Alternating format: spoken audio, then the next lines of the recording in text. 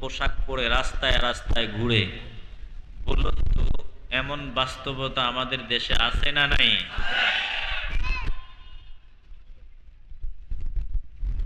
পর্দা করা আবারও বলেন সুন্নাত না ফরজ? পর্দা শুধু মহিলারা করবে না, পুরুষেরও পর্দা আছে না নাই? আল্লাহ তাআলা বলেন কুল লিল মুমিনিনা ইয়াগুদ্দু মিন আবসারিহিম ওয়া ইয়াহফাযু ফুরুজাহুম। ও দোস্ত আমার, আপনি মুমিন পুরুষদেরকে জানায়া দেন, মুমিন পুরুষরা যাতে পরনারীদের থেকে তাদের দৃষ্টিকে নিম্নগামী রাখে।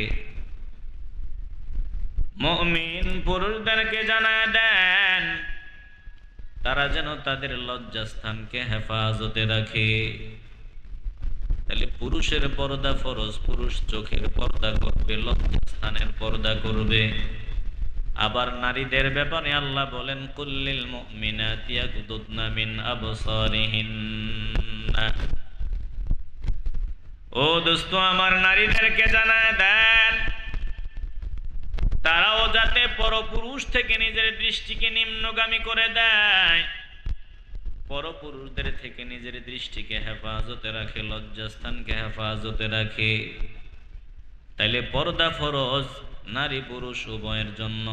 পুরুষও পর্দা করবে, নারীও পর্দা করবে। পুরুষ পর্দা করবে চোখের পর্দা, পুরুষ পর্দা করবে লজ্জাস্থানের পর্দা, নারীও চোখের পর্দা করবে, লজ্জাস্থানের পর্দা করবে। নারীর আপাদমস্তক সব পর্দার ভিতরে থাকবে, আর একজন পুরুষের দেহের পর্দা অন্তত নাভি থেকে টাকনু পর্যন্ত ঢেকে রাখাই লাগবে। জোরে কোন ঠিক কিনা?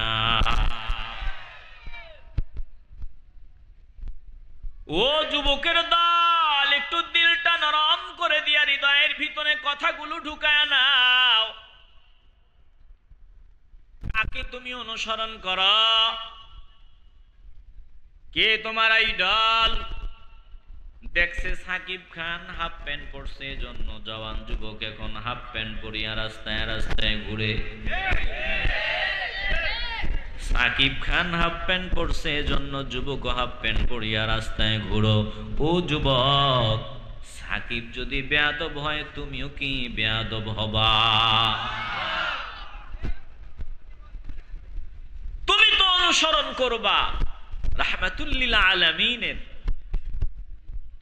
তুমি অনুসরণ করবা রাহমাতুল লিল আলামিনের একজন গোলামের।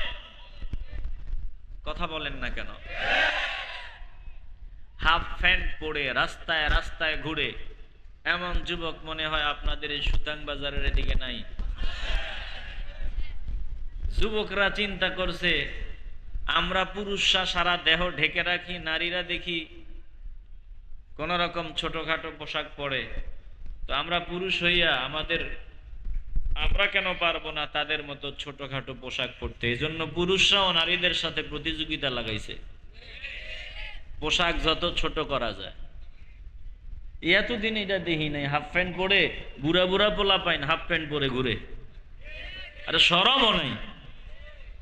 এরপরে আবার প্যান্ট পরছে।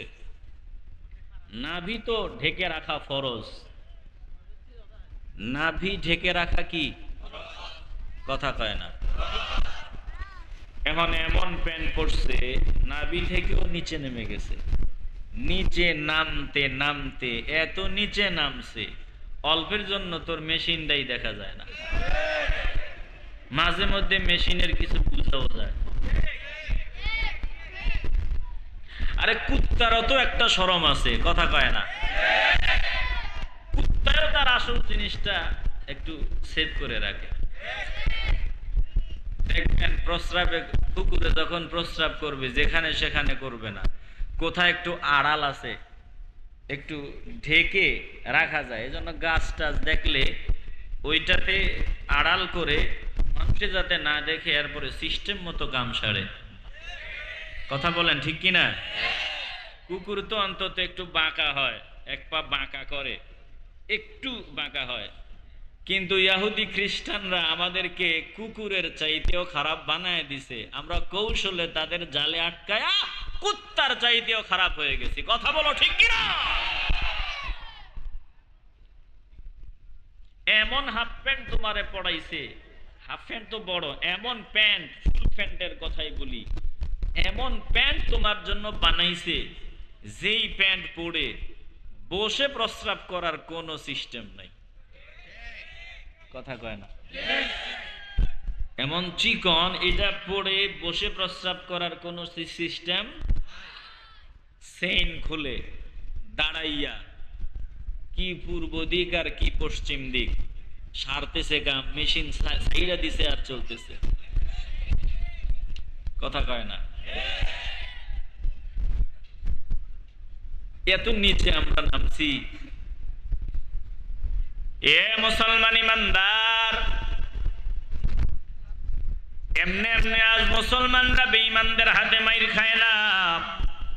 তামাম দুনিয়া আজকে মুসলমান নির্যাতিত, নিষ্পেষিত, লাঞ্ছিত, হেয় প্রতিপন্নিত।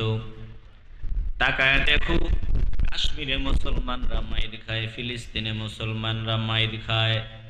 আজকে মুসলমান তো সংখ্যায় অনেক, সংখ্যার কোনো শেষ নাই, কোটি কোটি মুসলমান।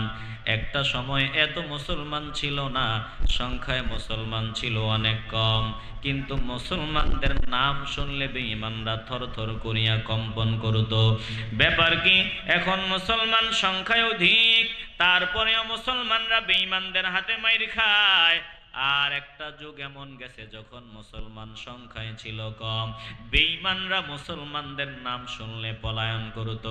এর একটাই কারণ, আজকে আমরা নবীর আদর্শ বাদ দিয়া বেঈমানদেরকে অনুসরণ করি। জোরে কোন ঠিক কিনা?